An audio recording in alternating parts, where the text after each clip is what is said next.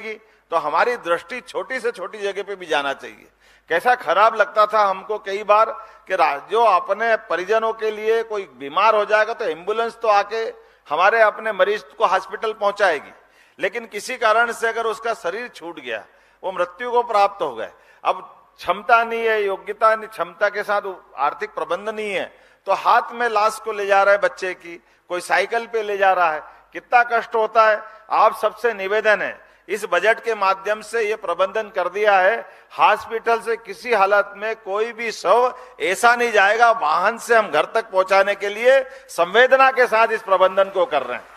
इसलिए संगठन की बात भी हमको जोड़ना पड़ेगी कि हम सब आसपास में निगाह रखें। कोई कारण से लापरवाही होती है, कई बार जाने अनजाने इस चीज का ध्यान नहीं जाता है, लेकिन कुछ समय तक हम अगर आसपास निगाह दौड़ाएंगे तो ऐसी बातों को हमारी सरकार के माध्यम से हम इसको रोक सकेंगे। कुछ चीजें और भी खड़ी की है, बोलने के लिए तो बहुत सारी बातें थी, लेकिन समय की मुझे लगता है कि कमी, इसलिए ज्यादा नहीं बोलूंगा कि हम सब मिलकर के सरकार के माध्यम से चलने के लिए, अभी आपने सबने देखा होगा सभी सेक्टर में बराबरी से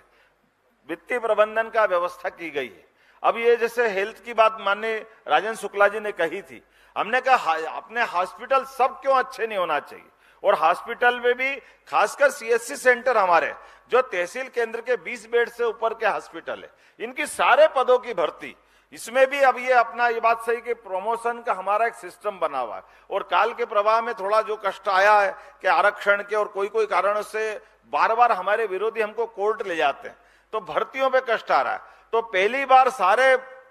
अधिकार का इस्तेमाल करते हुए सीधी भर्ती में फर्स्ट क्लास के पद भी सीधे भरेंगे। 40,000 से ज्यादा हेल्थ डिपार्टमेंट में भर्ती करना, ये अपने आप में पूरे देश का एक नया रिकॉर्ड है। और बगैर कोई दिक्कत किए जिस भी स्तर के व्यक्ति चाहिए तुरंत भर्ती करो, कम से कम हॉस्पिटल सारे हमारे अच्छे होना चाहिए। इसी प्रकार से रोजगार का मसला अगर अपन बात करें